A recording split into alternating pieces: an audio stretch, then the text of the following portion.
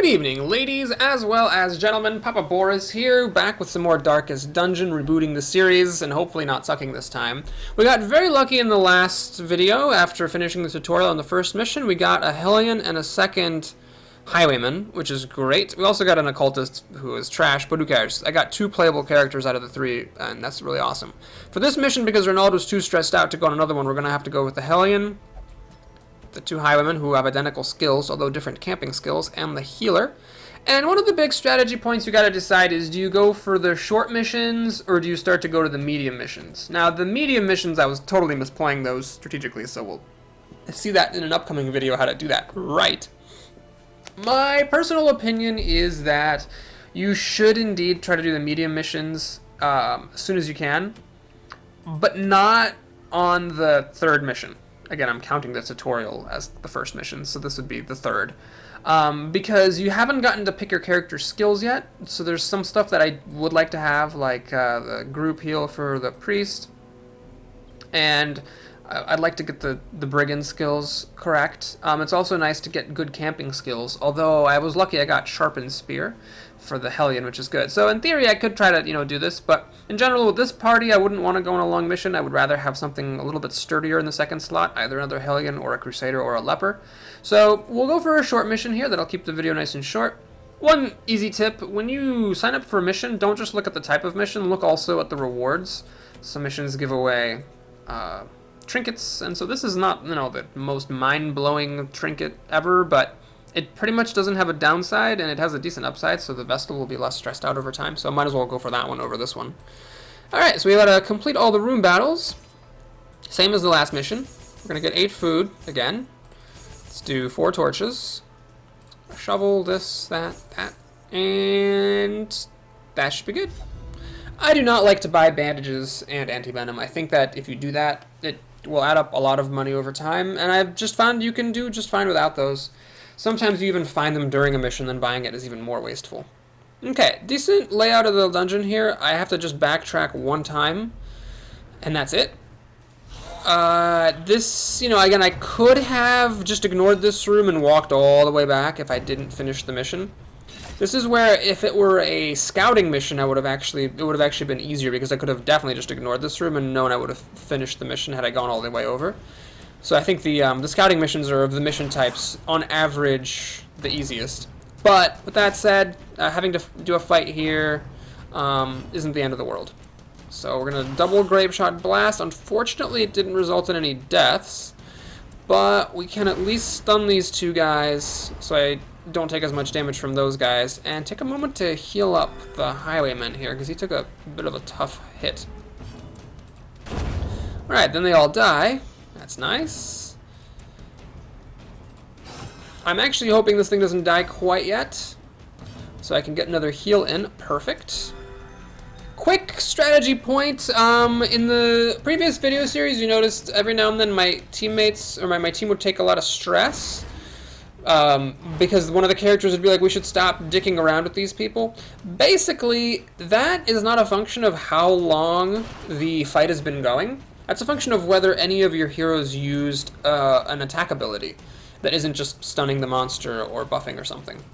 So here I will finish the fight, because my Hellion for some reason will not move backwards. But since this guy took a grape shot, I could have just wasted time until the priest came back and got an extra heal out of it.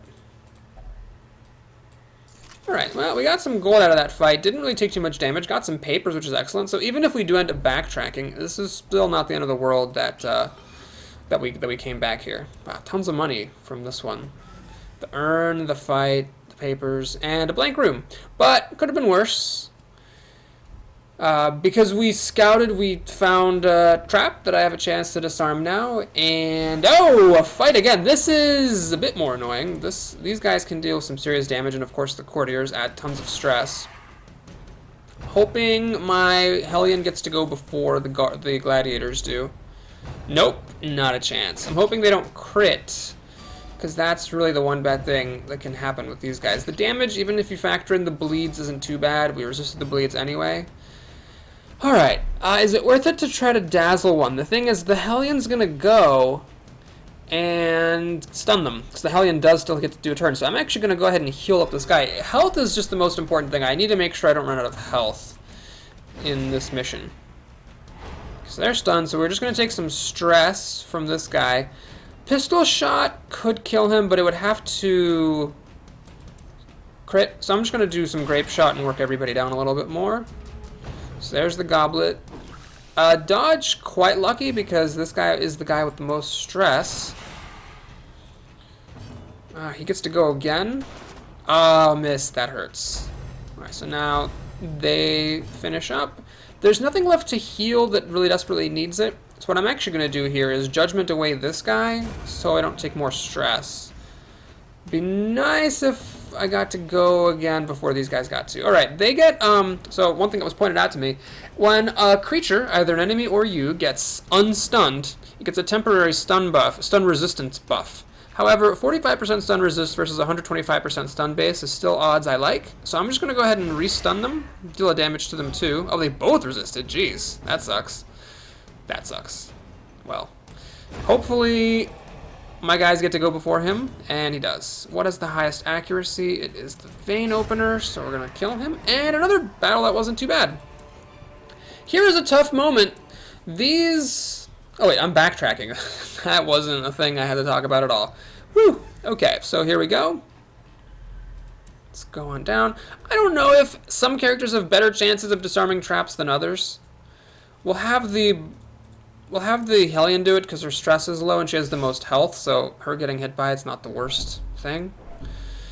I still don't like to read the bookcases. I find that overall it's more bad than it is good to do so. Alright, well, this could be the end of the mission if it just randomly happens to be the only room that has fighting in it. I'm not going to count on that, but it's possible. Alright, these bone soldiers do actually hit kind of hard, so I can try to stun him, or I can heal the Hellion. I'm going to go ahead and heal the Hellion. It's a risk. I'm just hoping the Hellion gets to go before the soldier, and that's exactly what happens. Perfect. So they're going to get stunned, I presume. The main problem is that this guy's shooting quarrels, which again have a high damage and a high crit chance. Taking only 4 damage there was pretty lucky. Well, everybody takes some stress from that, or a few people do. So that was unlucky, but still, I'd rather take a crit from a push than just have a quarrel fired at me any day of the week. I'm going to try to just finish off the soldier. Hopefully it's a good damage. It is. I need to kill this brawler now. And then I'm going to be good. This guy will only do bayonet jab. So the grape shot deals more damage total, but it's unlikely to kill the brawler. The pistol shot is more likely to just be able to shoot the brawler. Oh no, the brawler's first. Pistol shot can't be used. Open vein, though, has a decent chance of being able to kill off that brawler. Alright, I'm going to take the grape shot. Just hope I get lucky. Either because I get to go before this guy, or because that is a high damage roll. Neither of them happens. He takes 6 damage. Ouch. So we're going to go ahead and heal that guy up. We should have this under control now. This guy will die. Ah, he got to go before I could kill him. He is dealing a fair amount of damage. Okay, we're good though. We're fine. So... Oh, I can't target this guy. That's the problem with this skill set. Luckily, the pistol shot rings true that second time, and we get the kill. Okay, so now everything's under control. This guy's dead. This guy does very weak damage. What I'm going to do is make sure... Oh, the priest can't heal because she's in the front. Well, so I'm not gonna try to move everybody all around so the priest can get a heal in. We're just gonna take our chances. Okay, what's this? Ah, move and stun resist, bleed and blight. I don't think that's actually worth it. Okay, so let's get everybody back in their places. Hut, hut, hike.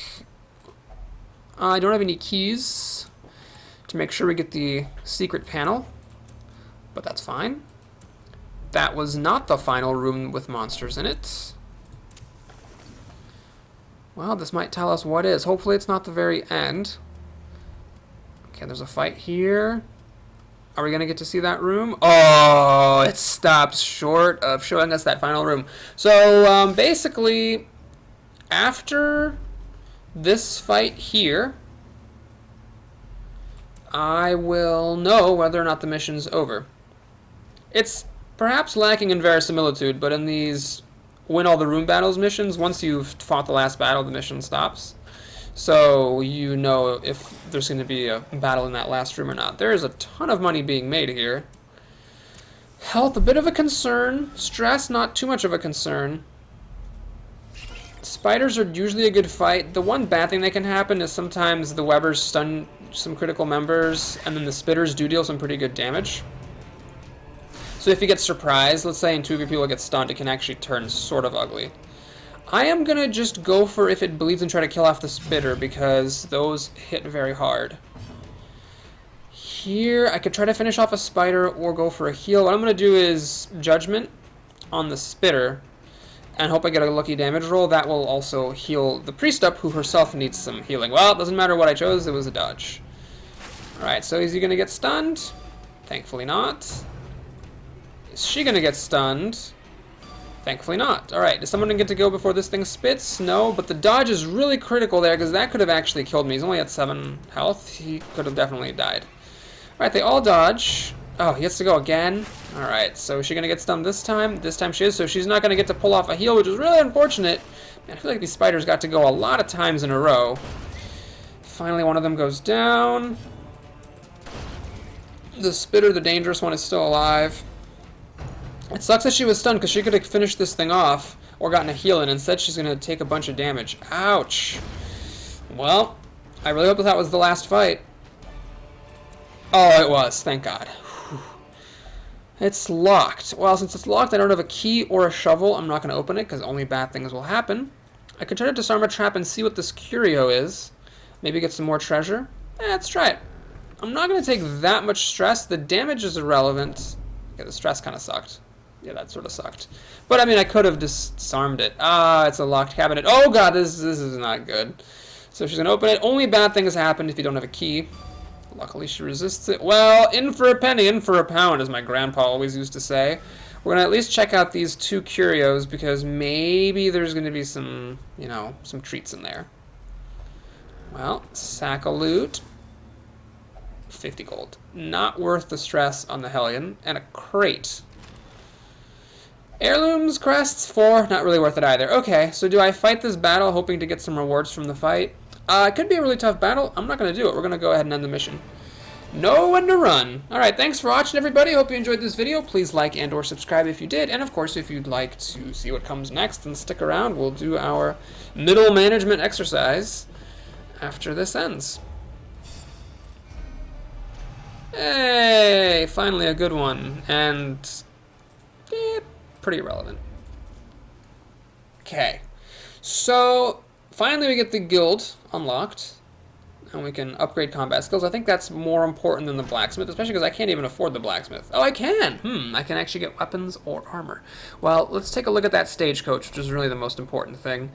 Haha. So, we get a Vestal, which is fine. And I will take a bounty hunter. So the bounty hunter I don't think is a good class, because he doesn't have any single target damage, but what the bounty hunter does have is a decent amount of hit points, a decent amount of damage, and he can hit anybody from anywhere. Which means that it's never terrible to have him on your team, because, you know, he's just a guy who's going to be hitting somebody every turn for a decent amount of damage. He doesn't bring any utility to the team, just doesn't have any group damage. I just find him a mediocre class, but a playable one. The key skill is Finish Him. This is the skill that you can hit anyone from anywhere. This guy doesn't have it. This guy doesn't have it either. Do they actually have the same skills? They do. So who has better camping skills? That's an okay skill. Well, this is actually a very good one. This camping skill is actually quite incredible, giving somebody 10 accuracy and 5 crit for a whole mission. That's okay, but the Highwayman has that skill as well, so I don't need it from the Bounty Hunter. I guess we'll take this one. Okay. That wasn't the greatest, but we did get a second Vestal, in case this one needs to get stress relief or something. And you know what? Actually, hold on a minute. I'm going to go ahead and dismiss the Plague Doctor and just take the other Bounty Hunter. I was never going to use that Plague Doctor again anyway. Okay, so in fact, we're going to have to use one of these Bounty Hunters now, because Fitzalin, I could take her on another mission, but... oh, the meditating area is filled, but that would be a little bit risky. I really should learn how much stress each of these things relieves. Like, is it worth it to pay the extra $250 to go gambling instead of the bar? I don't know. We'll just go to the bar. That should be fine. And Dismas. Should I? Oh, I should have actually probably put him in drinking because he can't gamble. 40 some strength. What is this? 47 strength or stress. Can't meditate. All right, we'll have him. We'll have him pray. I would like to hang on to him. And I can go Crusader, Bounty Hunter, other dude, and then the healer, which is fine. Okay, so we're gonna send him here. Now, let's make sure we can upgrade our skills. And I'm also going to make training cheaper. I think it's important to kind of split between the upgrade to the highest levels and then the money reductions because, you know, you're going to be upgrading a lot of characters. It really adds up over time. Blacksmithing, I don't have enough papers to do that, of course. I think the weapons are more important than the health or the armor. The armor gives you more health and dodge, but the weapons give you more crit and damage, and that just ends up being a more valuable thing, I think. So let's try not to spend too much money at once. I'm just going to use the characters that I am going to play with in the next mission. Alright, is it worth it to upgrade these guys' weapons? Oh, they can't because they're still level 0. Well, that makes that easy. Great.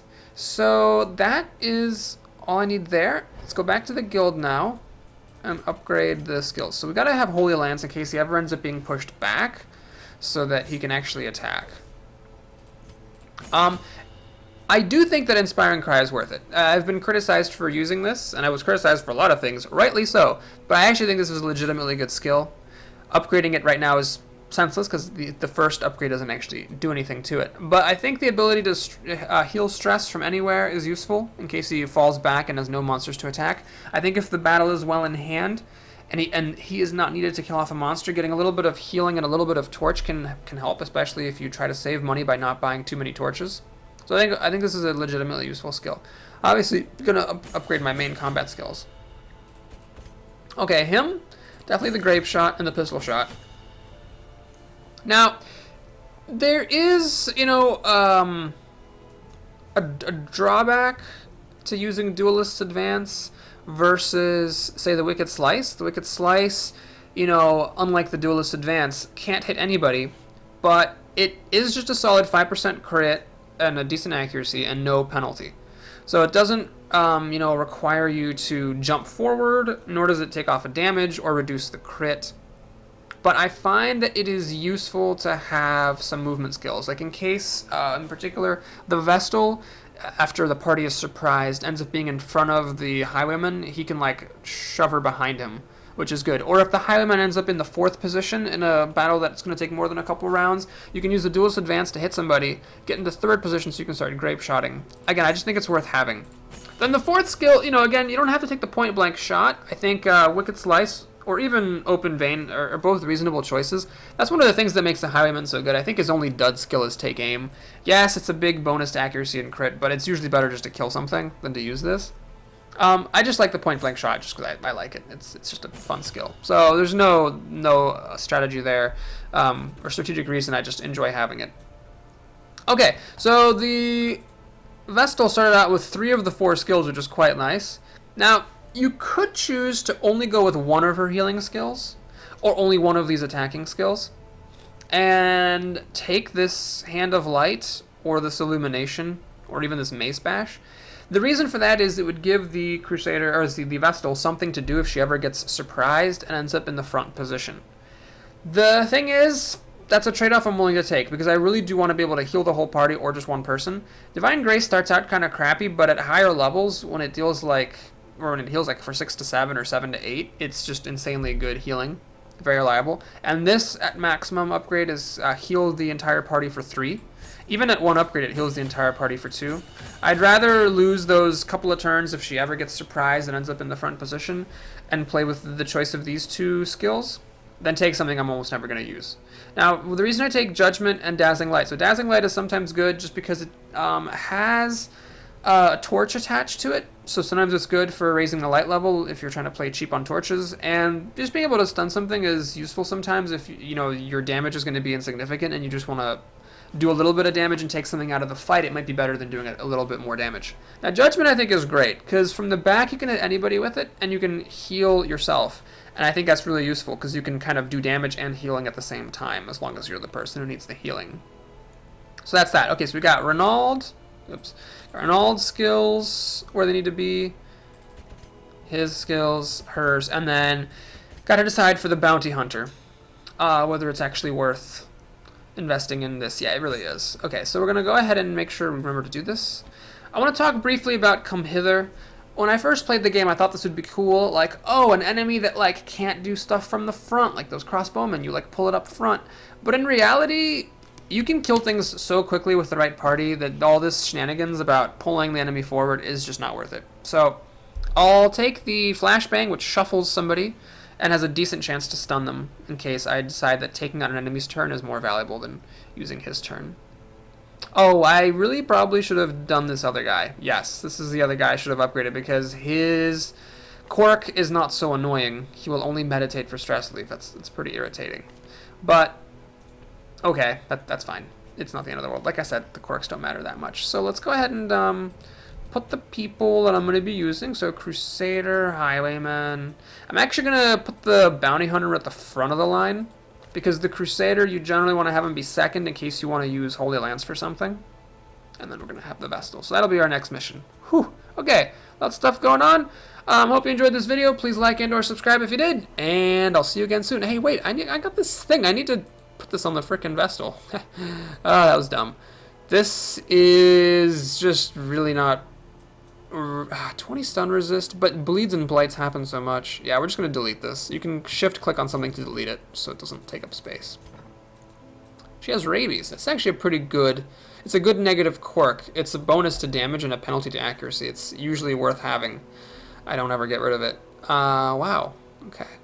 But the Vestal's not the best person to have that, I guess. Anyway, that's that. See you guys later.